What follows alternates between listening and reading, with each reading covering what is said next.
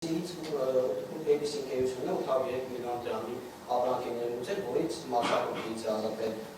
Անթեքսը 1 միլիարդ 556 միլիոնի, Ամպետը 590 միլիոն, Տեփին 460 միլիոն եւ մոտավորապես 83 միլիարդ քեսի ապրանքներ ուծել, որի մաքսատուկից ազատվել, եթե դուք պատրաստ եք 1 միլիոն դրամ, 1 գրամ աշխատավարձ ստանալ աշխատավարձից կախված չեք, ապա ինչու եք Կարպետյան օգտվել այս արտոնություններից։ Շատ շնորհակալ եմ։ Հաջորդը Ռուսաստանցի արդեն նախկին միլիարդատեր Շարվակ Չիգրինսկին, Թուրքիայի հարցազրույցի դաշտում անդրադառնում է նաև Սամվել Կարապետյանի առանձնատանը եւ նշում, որ դա ֆիկտիվ կերպով է պարոն Կարապետյանը եւ իրականում պատկանում է Վլադիմիր Պուտինին։ Արդյոք պարոն Կարապետյան, դուք հաստատում եք այդ փաստը, որ այդ բնակարանը ձերը չի եւ ֆիկտիվ է ցես պատկանում։ Արդյոք եղել է երբևէ այդ առանձնատանը եւ պարոն Չիգրինսկին նշում է, որ քրեական փորձի շրջանակներում անցնում է տունը խոսքի գնում փողերի լվացման հետ կապված, ասում է տունը եղել կամ հիմա է գտնվում կարանտին տակ, պարոն Կարապետյանի ասում այսինքն ձեր տվելու դեպքում մեր Հայաստանի Հանրապետության վարչապետը շատ ներողություն արտահայտության համար, բայց ձևի պարագա է, պարոն Կարապետյանը գնալի փոխարեն Շնորհակալ եմ, շատ կարևոր հարցեր տվեցիք, հերթով անդրադառնանք, ինչ լավ է, որ ունեմ մոտս տվյալներ։ Պարոն Պապոյանը այդ տվյալները հրապարակել է, բայց պարոն Պապոյանը չի ստուգել այդ տվյալները, ցավոք, էլի։ Ուրեմն Փակստացի օգտված հարկերը ABC եւ Anitex ընկերությունները դա մեր եւ Լիբանանահայ ընտանիքի համատեղ ներդրումներն են։ Լիբանանահայ ընտանիքը ներդրումներ կատարել Հայաստանում, որին հետո որպես пассив ներդրող աջակցել ենք մեզ, կառավարումը իրենք են անում, իրենց ներդրման արդյունքում Հայաստանում շուկայի 60%-ը, օրինակ տեքստիլ, սրբիչը, էլ Թուրքիայից չի գալի։ Այս ներդրման արդյունքում եւ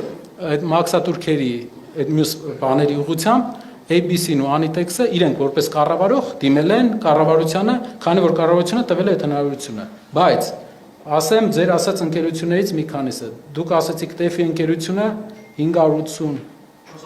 460 միլիոնի արտոնություն է ունեցել։ Այո, օգտվել է տվյալը ստուգված, չէ՞, օգտվել է ընդամենը մաքսատուրքի ազատումից 79 միլիոնի ընդամենը 400 միլիոն չէ։ Իսկ գիտեք ինչքան հարկ է տվել։ 7 միլիոն դոլարի։ Այդ թվից ոչ։ Այսինքն 3 միլիարդի կեսի ապրանքներ ունեցել է, դրանք մաքսատուրք, չեմ ասում այդքան մաքսատուրք։ Չէ, հա, գիտեմ, հասկացա հարցը, բայց այդպես չի։ Ներմուծել է 79 միլիոնի, այդ ձեր ասած թվից 6-7 անգամ քիչ եւ ամենը վճարել է գիտեք ինչքան դրանից ավել հարկ 30 անգամ ավել հարկ հարգելիս եթե ես վճարում եմ 30 անգամ ավել հարկ եթե ամբողջ էկոնոմիկայի նախարարությունը իր ամբողջ աշխատանքային process-ում մի հատ արտոնություն ա տվել մի քանի միլիոն դրամի որի վերջնական արդյունքով մի քանի միլիոն դրամի դուք պատկերացնում եք արդարացիության տրամաբանությունը իրենց գործն է դա անելը Ես իմ կողմից Հայաստանում ներդրում անելով ապահովել եմ 29 միլիարդ հարկ, որը կարող եք հաշվել մոտարապես, եկեք հաշվենք 29000 համարյա կարելի ասել թոշակառուի թոշակ է, կներեք, թե 2900, չէ, 29000 թոշակառուի թոշակ է, մենք վճարել ենք 29000 թոշակառուի համար թոշակի գումար, այդ ընկերությունով, դուք պետք է ուրախ լինեք, ես չեմ պատկերացնում կառավարություն, որը ուրախ չլինի, որ այսպիսի գործարաններ են գործում երկրում, որը չկար մինչև այդ, զարմանալի է, մյուս հարցը, բանի հետ կապված, ու այսպես մի հատ էլ ունենք լրիվ շատ ավելի վախենալու վճարած հարկերով, հարյուրավոր միլիոն դոլարների հարկեր ենք վճարել, հազարավոր մարդկանց աշխատավարձի չափ, եւ դրա դիմաց գիտեք ինչ ենք ստացել, որ էկոնոմիկայի նախարարը մտնում ասում է 9 միլիոն, ասենք հայտարարում է մի թիվ, բայց իրական 9 միլիոն ինչ որ ուղղությամբ մեր փոքր ընկերությունը ինչ որտեղ կարող է դիմել է ինչ որ մի հատ ծրագրի, որ էկոնոմիկայի նախարարության հիմնական գործն է դա։ Չի կարելի բիզնեսին այդպես վերաբերվել։ Դուք հարցնում եք, ինչու երկիր ներդրող չի գալու։ Դուք պատասխանում եք այդ հարցին։ Մյուս հարցը այդ առանձնատան հետ կապված ներդրումների առումով դուք երևի գիտեք, որ Սամվել Կարապետյանը մեծ կապիտալ ներդրումներ ունի եվրոպական 4-5 երկրներում, որոնք համեմատելի են անգամ այն ներդրումներին, ինչը կա օրինակ Ռուսաստանի Դաշնությունում, մյուս տարածաշրջաններում։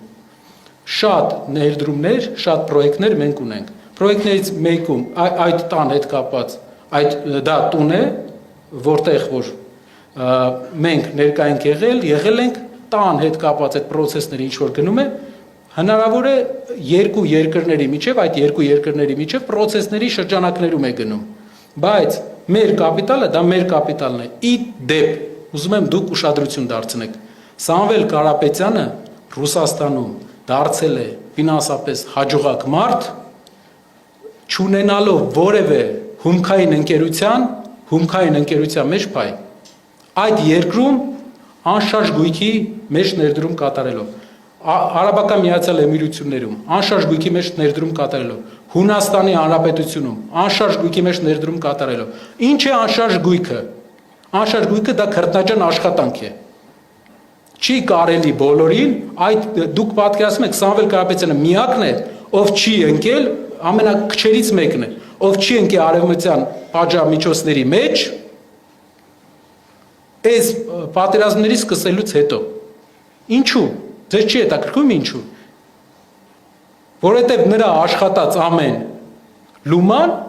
աշխատած է